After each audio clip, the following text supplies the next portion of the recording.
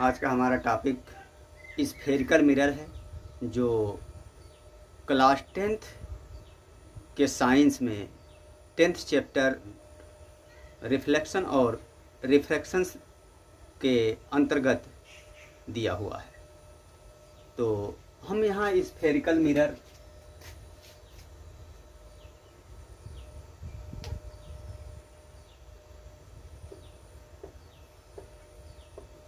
गोलीय दर्पण,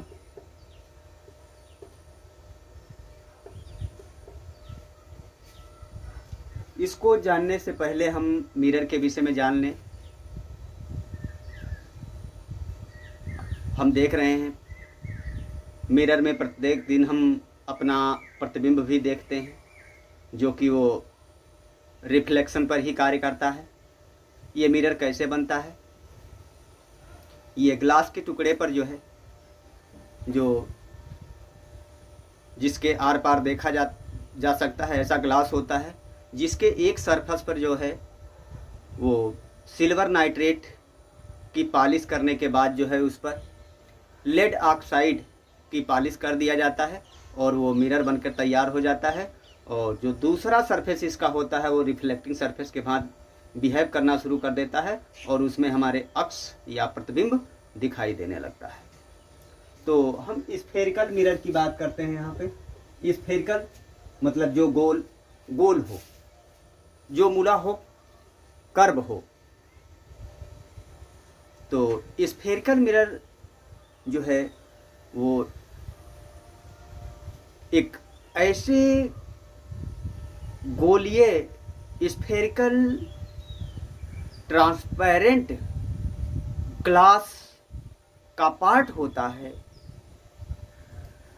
जिसके एक सरफेस पर पॉलिश होती है और जो दूसरा सरफेस इसका होता है वो रिफ्लेक्टिंग सरफेस की भांति बिहेव करता है।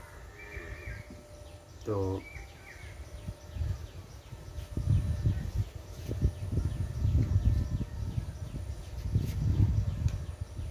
Spherical mirror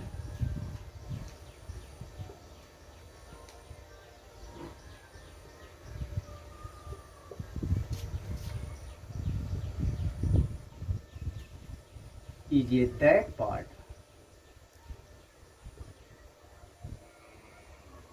of a hollow spherical transparent glass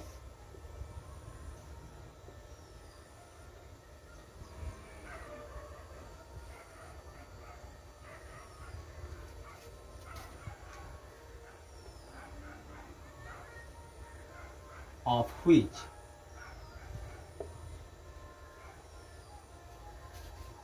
one surface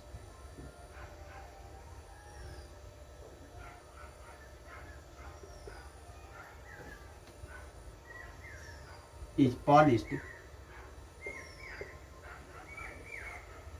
while other surface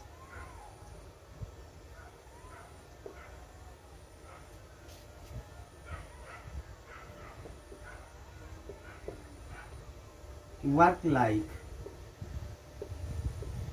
reflecting surface।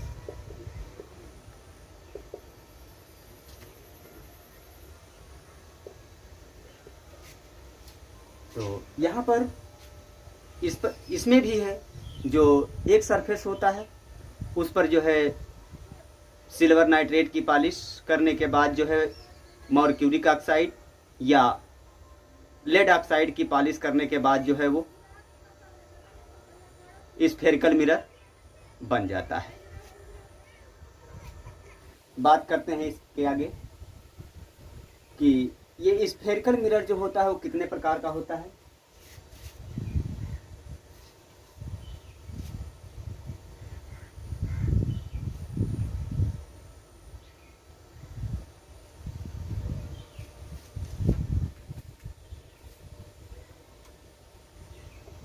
Types of spherical mirror.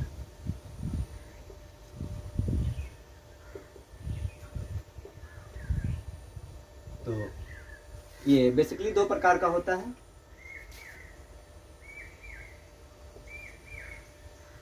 Concave mirror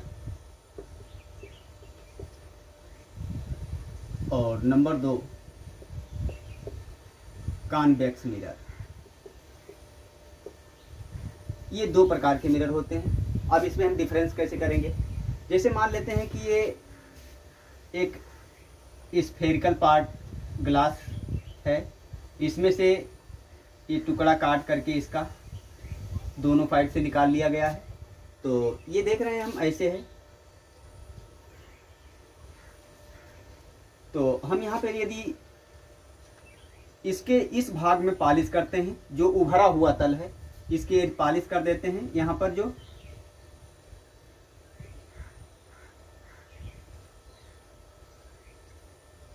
और यदि रिफ्लेक्शन का कार्य जो है अंदर वाले तल से होता है, धंसे हुए वाले तल से होता है, तो जो मिरर बनेगा वो कौन सा मिरर होगा? Concave mirror.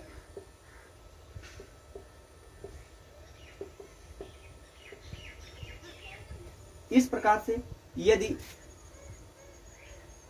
यहां पर जो पॉलिश है वो अंदर वाले तल पर होती है,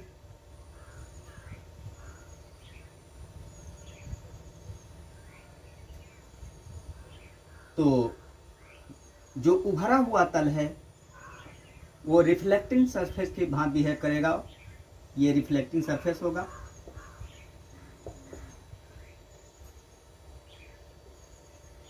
और ये कॉन्वेक्स मिरर होगा।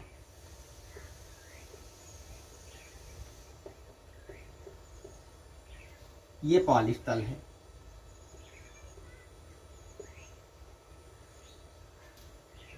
इसमें भी ये पॉलिश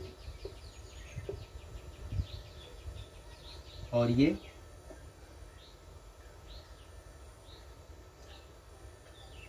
रिफ्लेक्टिंग सरफेस।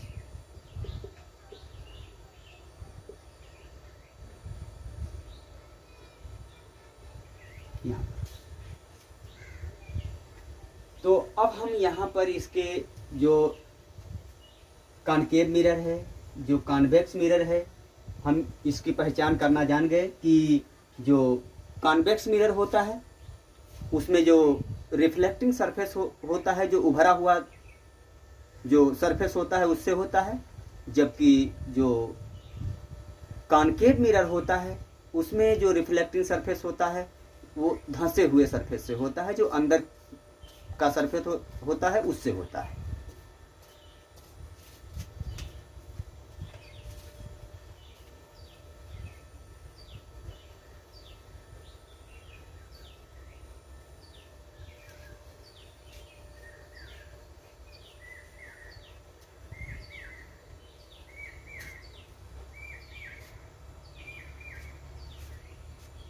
अब हम यहाँ बात करते हैं मेन पॉइंट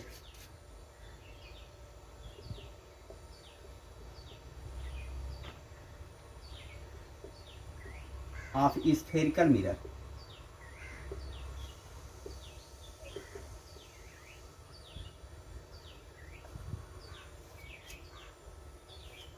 जो स्फेरिकल मिरर है उसके मुख्य बिंदु क्या क्या? तो number 1 pole,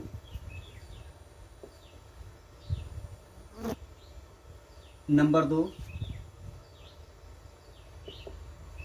centre of curvature,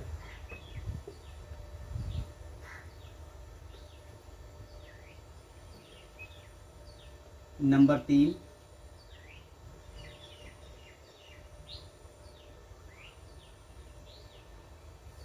main axis, number 4 radius of curvature, number 5 focus, number 6 focal length, ये मेनली जो है 6 पॉइंट्स हैं। तो हम पोल की बात करते हैं, जैसे एक हम स्फेरिकल मिरर ले लेते हैं, तो जो इसका रिफ्लेक्टिंग सरफेस देख रहे हैं, उस रिफ्लेक्टिंग सरफेस का जो सेंटर है उसको हम पोल कहते हैं और इसको P से डिनोट करते हैं। पोल यहाँ पर,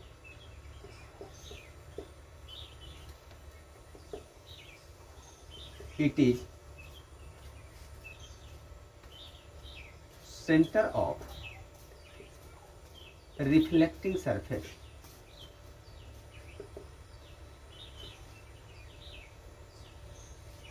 and denoted by P। इसको P से डिनोट करते हैं। अब हम बात करते हैं सेंटर ऑफ कर्वेचर की। तो सेंटर ऑफ कर्वेचर, जैसा कि अभी हमने बनाया था कि इसमें डिफिनीशन में भी ये बताया गया स्फेरिकल मिरर के, कि जो स्फेरिकल मिरर होता है it is a part of hello spherical glass. तो उस हालो स्फेरिकल ग्लास का कोई सेंटर होगा, तो जो उसका सेंटर होता है वही जो होता है वो इस जो स्फेरिकल मिरर है उसका सेंटर ऑफ कर्वेचर होता है।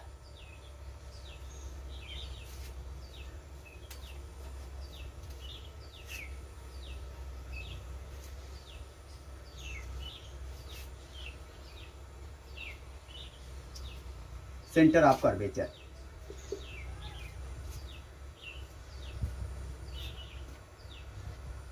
Since spherical mirror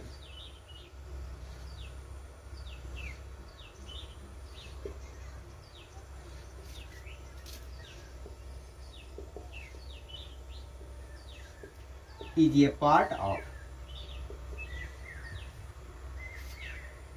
hollow spherical glass,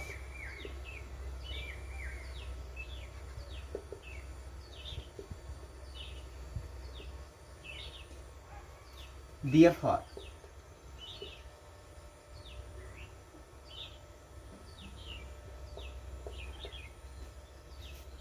the center of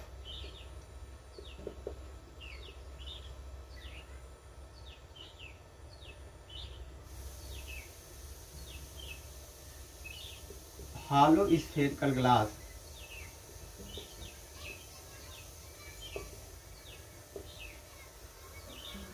is called center of curvature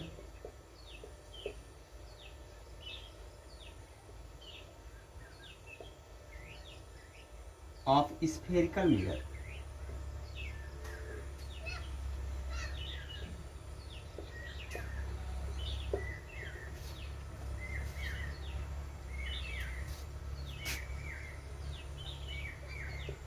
It is denoted by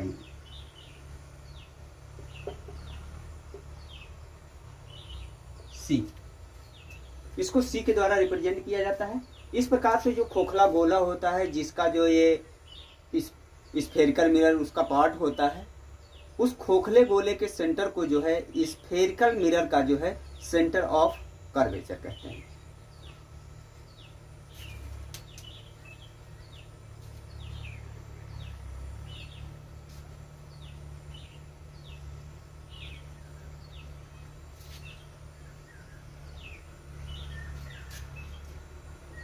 अब हम यहाँ पे मेन एक्सिस की बात करते हैं। तो ये मेन एक्सिस क्या है?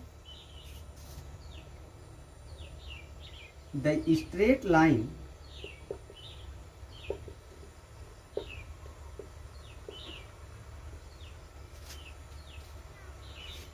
passing through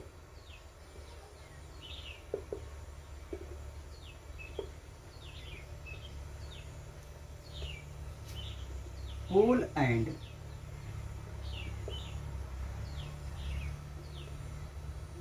center of curvature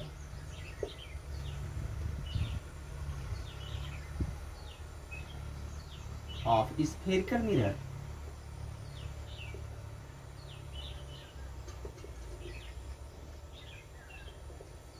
is called main axis.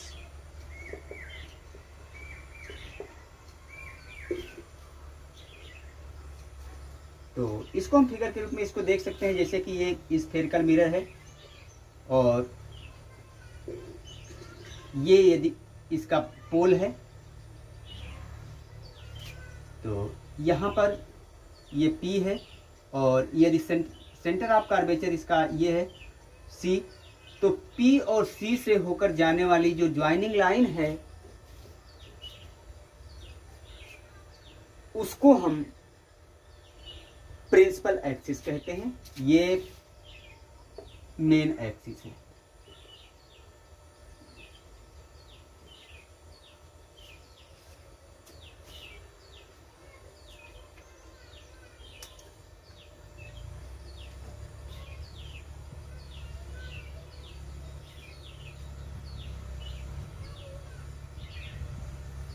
अब हम रेडियस ऑफ कर्वेचर की बात करते हैं। तो जो रेडियस ऑफ कर्वेचर है, हम देख रहे हैं यहाँ से जो पोल है और जो सेंटर है, उन दोनों के बीच की जो डिस्टेंस है उसको हम क्या कहते हैं? हम रेडियस ऑफ कर्वेचर कहते हैं। तो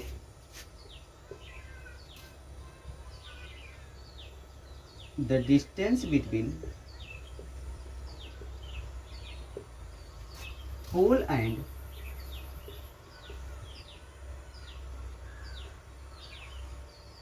center of curvature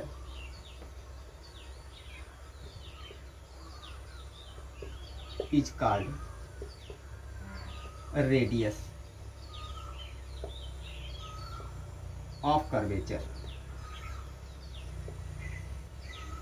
of spherical mirror.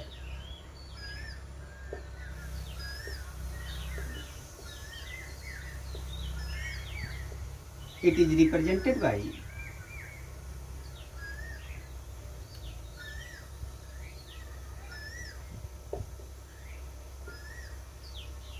Capital R से इसको हम डिनोट करते हैं।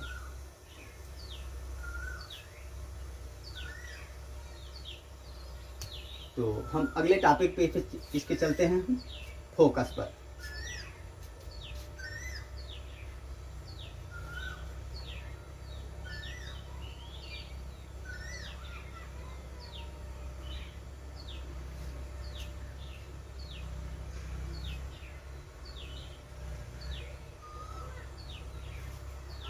तो यहाँ जो फोकस है वो एक ऐसा बिंदु होता है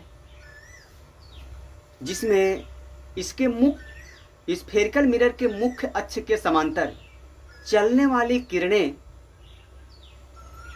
दर्पण से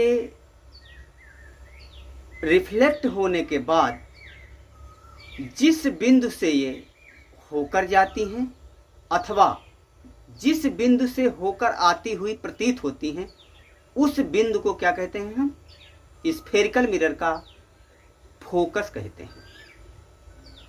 तो यहाँ पर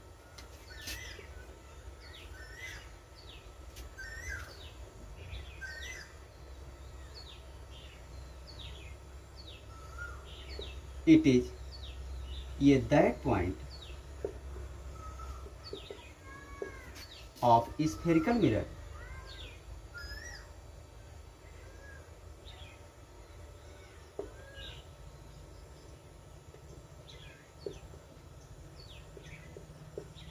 in which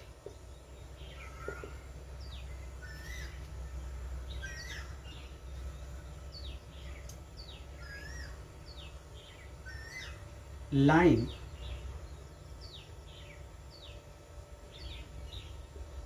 rays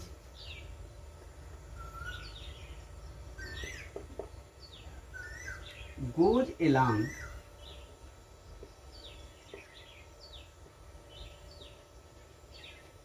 main axis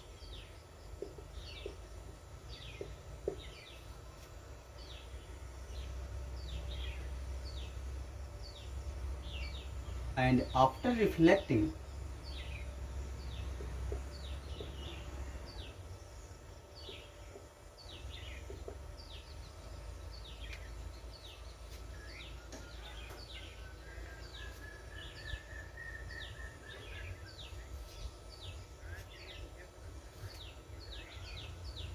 going to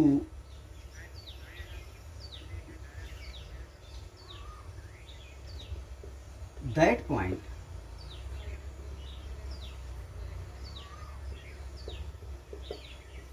और गोइंग टू दैट पॉइंट, तो ये कॉनकेव मिरर और seems to appear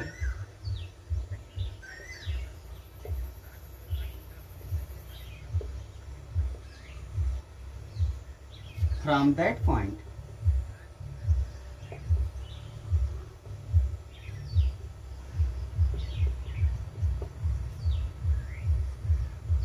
ये कॉन्वेक्स।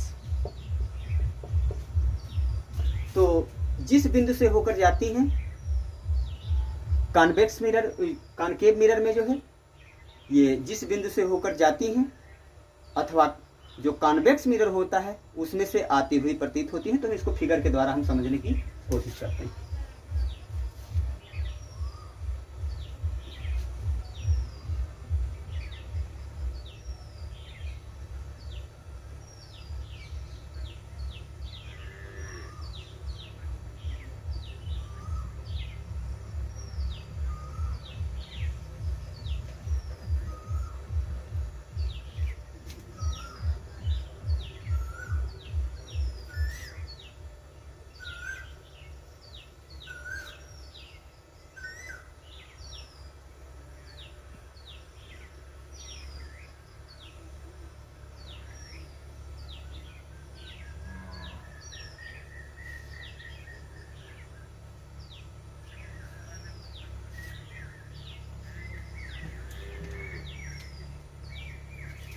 यहाँ पर देख रहे हैं ये कॉनकेव मिरर है और ये इसकी प्रिंसिपल एक्सिस है, ये इसका पोल है। इसमें एक लाइन जो है इसके पैरेलल मेन एक्सिस के अलोंग ट्रेवल कर रही है।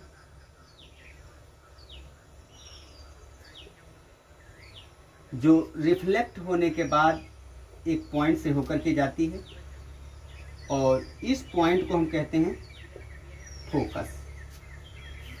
ये कॉनकेव मिरर है।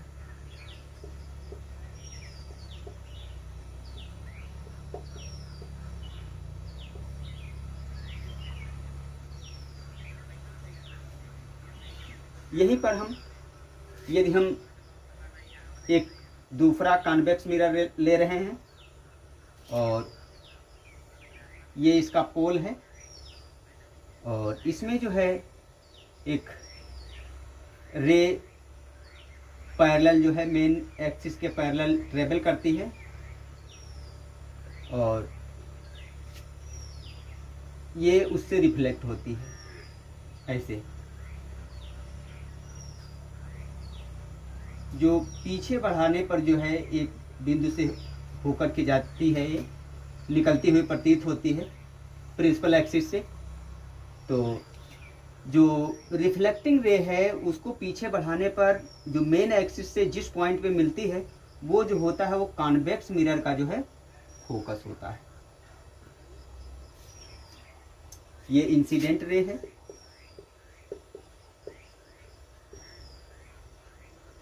ये रिफ्लेक्टिंग रे है।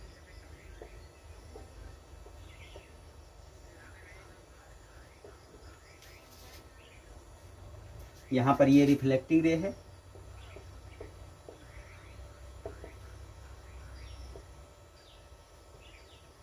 और ये इंसिडेंट रे है। तो ये हमको फोकस की जानकारी हो गई।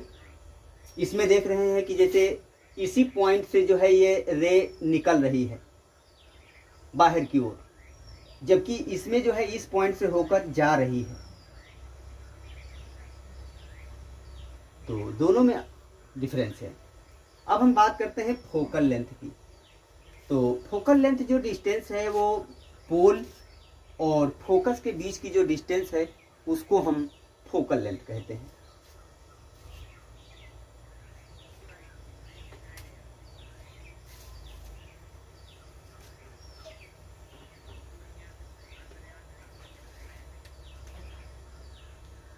Distance between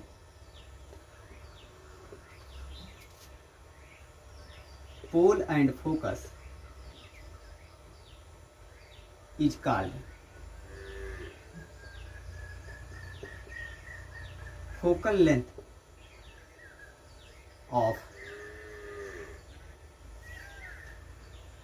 spherical mirror.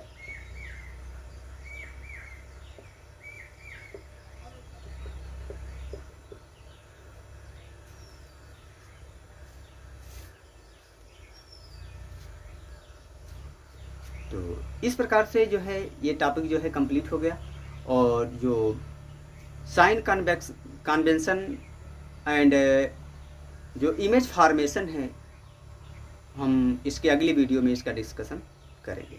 धन्यवाद।